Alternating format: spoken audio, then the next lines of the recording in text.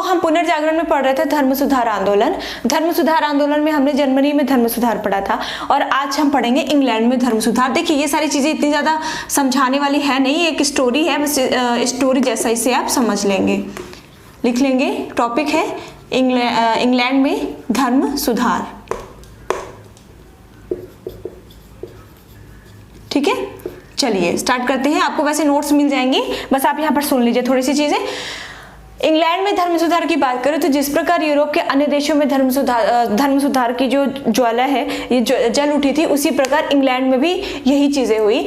और यूरोप में जैसा कि पता है आपको कि जो कैथोलिक रोम में कौन रहता था, पोप का निवास था और इसी पोप के रश के कदम पर सारा यूरोप चल रहा था। ठीक है, ये क्या था, सर्वोच्च सत्ता थी, किसकी, ईसाई धर्म की सर्वोच्च सत्ता थी। और कौन सा धर्म था वो, शाखा कौन सी थी ईसाई की, वो कैथोलिक, और कैथोलिक धर्म का ही वर्चस्व संपूर्ण यूरोप में था। फिर उसके बाद एक और शाखा आती है, कौन सी, प्रोटेस्टेंट। प्रोटेस्टेंट के बारे में आपने पढ़ाई है जर्मनी में धर्म सुधार के कि कैसे आती है। हाँ, एक बात और, प्रोटेस्टेंट धर्म कैसे आया, इसका आंसर केवल आंसर लिख के, ठीक है, मैसेज में इनबॉक्स में आप केवल आंसर लिख के और मेरे बताए हुए नंबर पर आप क्या करेंगे, मैसेज कर देंगे, तो मुझे थोड़ा पता चलेगा कि आपने कितना पढ़ा है, आपको याद है कि नहीं याद है। आ गया समझ में। तो इसकी जो मुख्य शाखा थी वो थी कैथोलिक, और इसी यही कैथोलिक शाखा का विस्तार कहाँ पर भी था, इंग्लैंड में। इंग्लैंड में भी सब पोप की ही बातों को और कैथोलिक धर्म को ही मानते थे, कैथोलिक शाखा के ही फॉलोवर थे। ठीक, आगे चल के क्या होता है, देखिए कैथोलिक धर्म में बहुत सारी बुराइयां थी। मैंने आपको बताया कि मार्टिन लूथर खुद भी कैथोलिक धर्म का बहुत बड़ा फॉलोवर था, लेकिन जब उसको ये सारी चीजें पता चलने लगी, वो स्वयं जाकर रोम में सारी चीजों को देख करके आया, तो आगे चलकर वो खुद भी उसका विरोधी हो गया था। उसी तरह से क्या हुआ, इंग्लैंड में भी सब क्या थे, अब देखिए हमारा धर्म क्या है, हिंदू धर्म है अगर हमारा, तो हम उसी धर्म के फॉलोवर करेंगे। और ये बात बिल्कुल सत्य है, आप गुरुद्वारे में जाओ, मैं गुरुद्वारे का ही एग्जाम्पल दूंगी, अगर आप गुरुद्वारा जाओगे ना तब आपको रियलाइज होगा कि वाकई में धर्म होता क्या है। ठीक है, हमारे मंदिरों में क्या होता है, हिंदू मंदिरों में, मैं किसी मंदिर की बुराई नहीं कर रही हूँ, देखिए इसमें भगवान की गलती नहीं है, मंदिरों की गलती नहीं है, गलती है केवल व्यक्तियों की सोच की गलती है।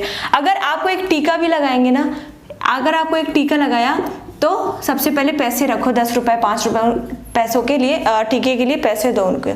मतलब ये है कि हर चीज एक बिजनेस हो चुका है। लेकिन वहीं आप गुरुद्वारे में जाओगे तो वो आपकी श्रद्धा है कि आप चढ़ावा चढ़ाते हो या नहीं चढ़ाते हो, वो आपकी श्रद्धा है। लेकिन यहाँ पर लंगर, और लंगर भी ऐसा कि मंदिर में भंडारा चले जाओ, यहाँ पे लंगर चले जाओ, तो आपको लगेगा कि वाकई में ये दोनों पूजा स्थल ही है।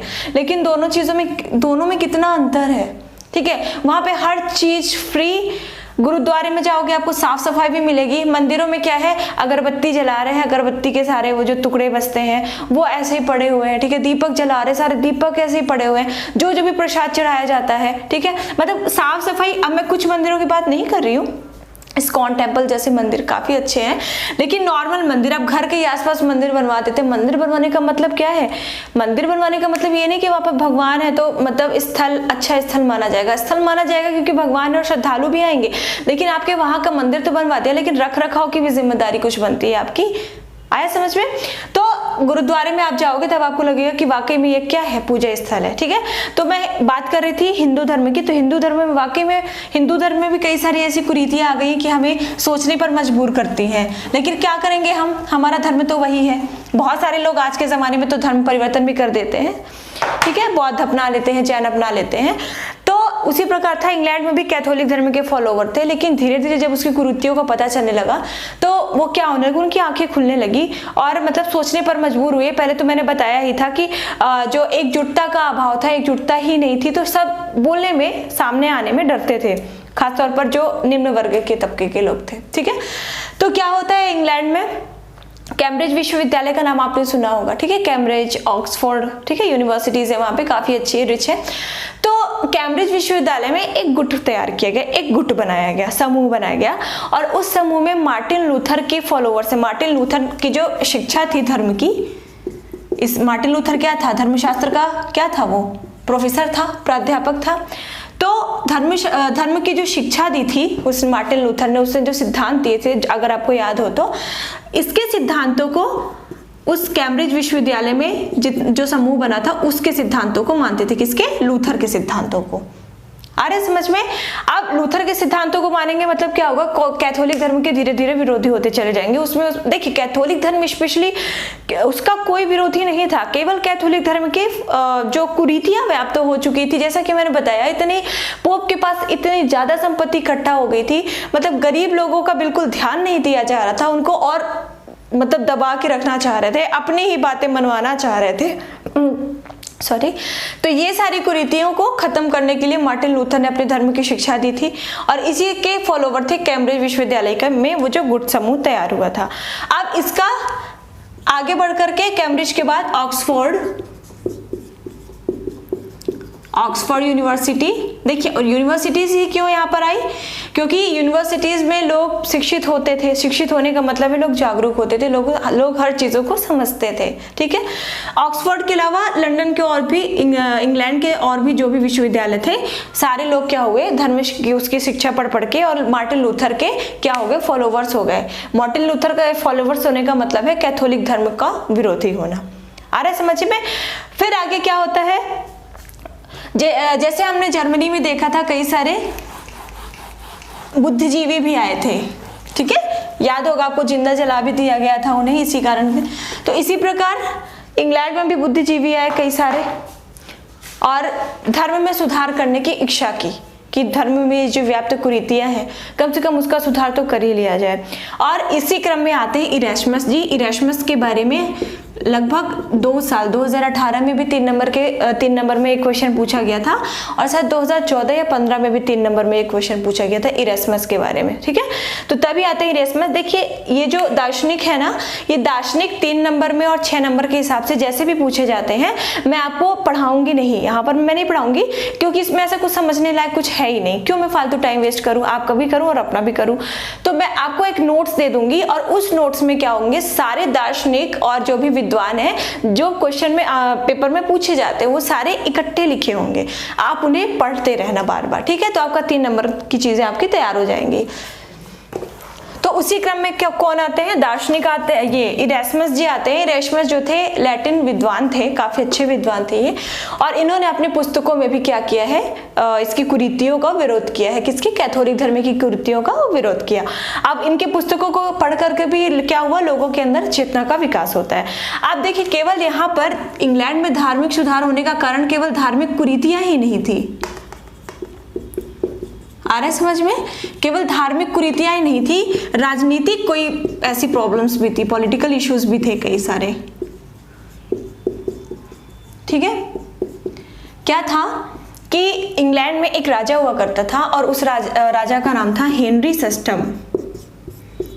देखिए ये स्टोरी काफी लंबी है, अगर आप पढ़ने बैठोगे ना तो इंटरेस्ट आएगा, मुझे पता है, लेकिन ये स्टोरी काफी लंबी है। मैंने आपको लेकिन ये एक चीज बताई है कि आपको ज्ञानी नहीं, आपको सफल बनना है, ठीक है। तो आपको उतनी चीजें पढ़नी जो आपके एग्जाम में इंपॉर्टेंट हो। हाँ, अगर आपको मन हो पढ़ने का, अगर आपको लगता हो तो आप गूगल में सर्च कर लेंगे, आपको सारी स्टोरी, क्योंकि मैंने जब पढ़ी थी तो वाकई में स्टोरी बहुत अच्छी लगी थी मुझे कि किस प्रकार से लोगों ने धर्म का विरोध किया, ये राजनीतिक तौर पर कौन कौन से राजा आए और क्या क्या चीजें हुई, ठीक है।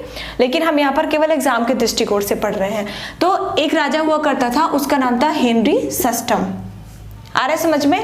हेनरी सिस्टम की 6 रानियां थी, इसकी 6 रानियां थी, आ रहा है समझ में।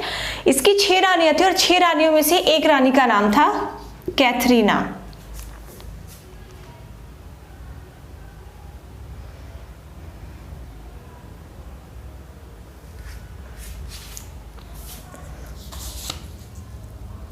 कैथरीन, सॉरी, ठीक है। 6 रानियां थी इसकी। अब रानियों के नाम भी आपको मिल जाएंगे बुक्स में, लेकिन इतना याद करने का कोई औचित्य है नहीं यहाँ पर। तो इसकी एक रानी थी कैथरीन, और इसकी रानी जो कैथरीन थी, इसके कोई पुत्र नहीं था, इसकी कोई औलाद नहीं थी। अब क्या था कि एक दासी थी, इसकी दासी का नाम अभी मुझे याद नहीं है, इतना ज़्यादा ज़रूरी भी नहीं है, एक दासी थी, आप इतना याद रखेंगे। तो इस दासी से ये प्रेम करने लगा था। अब ये जो दासी थी इससे विवाह करना चाहता था। अब इस दासी से विवाह ये तभी कर सकता था जब ये कैथरीन से तलाक ले ले, और एक कारण और था कि ये पुत्र नहीं थे इसकी कोई औलाद भी नहीं थी। ठीक है। अब इससे हेनरी को क्या चाहिए था, तलाक चाहिए था कैथरीन से। अब कैथरीन से तलाक लेने के लिए जैसा कि मैंने बताया कि पोप ही सर्वे सर्वा हुआ करता था। जिस प्रकार हम कोई भी ऐसा हमारे पास कोई भी ऐसा कांड, ठीक है, कांड आ जाता है या फिर ऐसा कोई भी हमारे पास परिस्थिति आ जाती है, उसके लिए हम सुप्रीम कोर्ट या हाई कोर्ट में अपील दर्ज करने जाते हैं, ठीक है। उसी प्रकार हेनरी और इनको या फिर और भी कोई ऐसे केसेस थे जिसको सॉल्व करने के लिए जाना पड़ता था रोम, ठीक है, रोम में पोप के पास, और जब पोप आदेश दे देता था तभी वो चीजें की जाती थी। ऐसा ही हुआ हेनरी और कैथरीन के साथ। हेनरी और कैथरीन को, हेनरी को चाहिए था कैथरीन से डिवोर्स, तलाक। अब ये गया कहाँ पर, पोप के पास गया। पोप के पास गया तो पोप ने इसे तलाक देने से मना कर दिया कि नहीं, तलाक नहीं देना है, ठीक है। अब इस स्थिति में राजा क्या करे सॉरी इस स्थिति में राजा क्या करे, पोप की बात भी माननी थी। इस स्थिति में क्या किया उसने, पोप अपने इंग्लैंड का जो चर्च था उसे कैथोलिक चर्च से अलग कर दिया। समझ रहे हैं, यहाँ पर धर्म सुधार केवल धार्मिक कुरीतियां ही नहीं रही, कुछ राजनीतिक कारण भी रहे, राजनीतिक परिवर्तन भी हुए। जब इसने तलाक लेने से मना कर दिया, किसने, पोप ने कर दिया हेनरी को। जब पोप ने हेनरी को तलाक लेने से मना कर दिया तो हेनरी ने क्या किया कि गुस्से में आकर के इंग्लैंड के चर्च को कैथोलिक चर्च से अलग कर दिया। मतलब पोप अब उसके लिए कुछ नहीं रहा। अब इंग्लैंड के चर्च का प्रमुख उसने खुद को ही घोषित किया। इस तरह से भी ये कैथोलिक धर्म जो है वो इंग्लैंड से धीरे धीरे, देखिए, संघर्ष की स्थिति एक से बन गई थी। जैसे पहले केवल और केवल कैथोलिक धर्म के ही फॉलोवर हुआ करते थे और कैथोलिक धर्म में जो भी नियम लिखे थे, कानून लिखे थे, उसे ही लोग फॉलो किया करते थे। लेकिन अब क्या हुआ कि हेनरी ने कर दिया खत्म, मतलब इंग्लैंड चर्च को कैथोलिक चर्च से अलग कर लिया और इंग्लैंड चर्च का प्रमुख खुद को ही घोषित किया। अब इस स्थिति में क्या होता है कि एक संघर्ष की स्थिति बन जाती है देश में, इंग्लैंड देश में, ठीक है। अब आगे देखते हैं क्या होता है।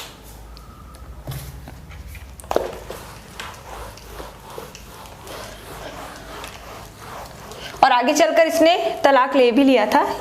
नहीं तो आप में से बहुत सारे लोग फिर पूछते भी हैं कि फिर तलाक हुआ कि नहीं हुआ, और मतलब एकदम अंदर अंदर जाके सवाल पूछते हैं। तो मैं एक चीज बोल दूं आपसे, हमेशा बोलती हूँ, आपको ज्ञानी नहीं बनना है। प्लीज आप केवल एग्जाम के दृष्टिकोण से ही पढ़िए।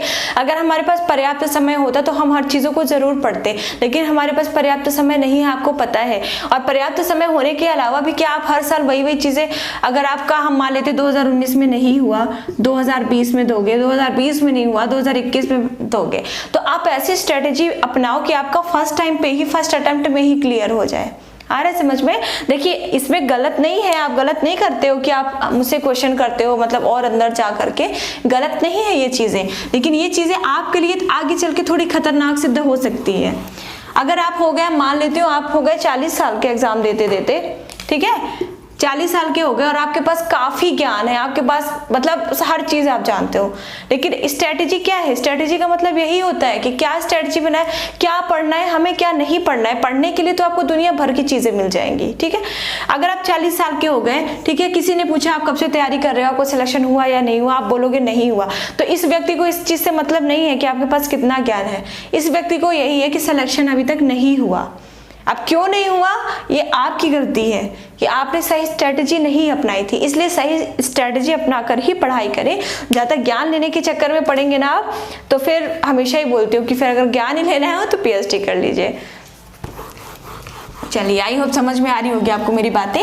तो अच्छे से पढ़िए। देखिए, हमारा मकसद क्या है, आपको सफलता दिलाना। तो हम आपको गलत गाइड नहीं करेंगे, हम आपको गलत चीजें नहीं बताएंगे, ठीक है। मुझे पता है बहुत सारे लोग मेरे, मतलब लगभग 100% लोग मेरे से जुड़े हुए मेरी बातों को समझते हैं, अच्छे से गौर करते हैं। लेकिन कहीं ना कहीं देखिए, मैं जानती हूँ कि मुझे भी, अगर मैं पहली बार चीजें पढ़ूंगी तो मुझे भी लगेगा कि मैं और अधिक जानूं, ठीक है। तो और अधिक जानने के चक्कर में मत पढ़िएगा, उतनी ही चीजें पढ़ी जो आपके एग्जाम के दृष्टिकोण से लाभदायक हो।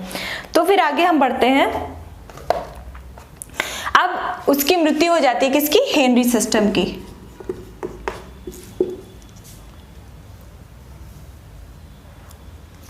हेनरी अष्टम नाम है, सॉरी आज मेरा दिमाग भी काम नहीं कर रहा है। हेनरी अष्टम नाम है, ठीक है उसका। अब हेनरी अष्टम की क्या हो जाती है? मृत्यु हो जाती है। और इसकी मृत्यु के बाद इसका पुत्र एडवर्ड षष्ठम बनता है वहां का शासक, ठीक है। एडवर्ड षष्ठम के शासन काल में ही कैथोलिक धर्म को खत्म करने की कोशिश की गई और प्रोटेस्टेंट धर्म को प्रमुखता दी गई। आ रहे समझ में? देखिए क्या हेनरी अष्टम के शासनकाल में केवल ये चीजें हुई, लेकिन मतलब पूर्णतः प्रोटेस्टेंट धर्म नहीं लाया जा सका था। लेकिन जब इसकी मृत्यु हो जाती है और इसका पुत्र आता है एडवर्ड अष्टम, तो इसके शासनकाल में क्या होता है, प्रोटेस्टेंट धर्म को प्रमुख धर्म का दर्जा, मतलब कोशिश करने लग जाती है कि हाँ ये प्रोटेस्टेंट धर्म जो है वो कैथोलिक धर्म से ज्यादा यहाँ पर अपनाया जाना चाहिए। लेकिन फिर भी क्या होता है, प्रोटेस्टेंट और कैथोलिक में संघर्ष की स्थिति बनी रहती है। ठीक है, आगे चलकर महारानी एलिजाबेथ आती है। महारानी एलिजाबेथ आती है, आज वाली महारानी एलिजाबेथ नहीं, एलिजाबेथ कई सारी महारानियों का नाम रहा है, फर्स्ट सेकंड थर्ड फोर्थ करके नाम रहा है। तो एलिजाबेथ आती है और एलिजाबेथ ने क्या किया, एक एक्ट पारित कर दिया और उस एक्ट का नाम था एक्ट ऑफ, ऊपर लिख देती हूं,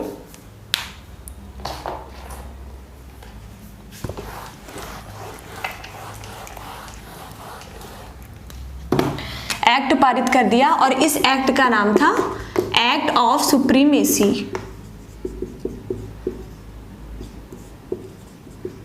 सुप्रीमेसी ये किसने पारित किया था, महारानी एलिजाबेथ ने। और क्यों किया, वही पोप के प्रभुत्व से स्वयं को और अपने देश को छुटकारा दिलाने के लिए। ठीक है, और इस एक्ट ऑफ सुप्रीमेसी में क्या कहा गया, शासिका को, ये जो महारानी थी इनको चर्च की शासिका की उपाधि दी गई इस एक्ट के तहत। चर्च की शासिका, चर्च की शासिका पता है कौन सा चर्च, वही चर्च जिस चर्च को हेनरी अष्टम द्वारा कैथोलिक चर्च से अलग कर दिया गया था, जिस इंग्लैंड के चर्च को कैथोलिक चर्च से अलग कर दिया गया था हेनरी अष्टम के द्वारा। ठीक है, उसी चर्च की शासिका कहलाने लगी इस एक्ट के द्वारा महारानी क्या, एलिजाबेथ। ठीक है, और एलिजाबेथ ने और क्या कार्य किया, इसी संघर्ष को समाप्त करने के लिए, कैथोलिक और प्रोटेस्टेंट संघर्ष को समाप्त करने के लिए और उनके मध्य समझौता करने के लिए एक नवीन चर्च की स्थापना कर दी। ये ध्यान देंगे आप, ठीक है, नवीन चर्च की स्थापना कर दी। और इस चर्च का, ये चर्च कौन सा चर्च कहलाया, एंग्लिकन चर्च। Anglican church. और इस एंग्लिकन चर्च की चर्चा इंग्लैंड की क्रांति में होगी, तो मैं आपसे पूछूंगी कि एंग्लिकन चर्च कौन सा चर्च था, तब आपको देना होगा जवाब। अब इसके लिए आपको क्या करना पड़ेगा, चीजों को याद रखना पड़ेगा।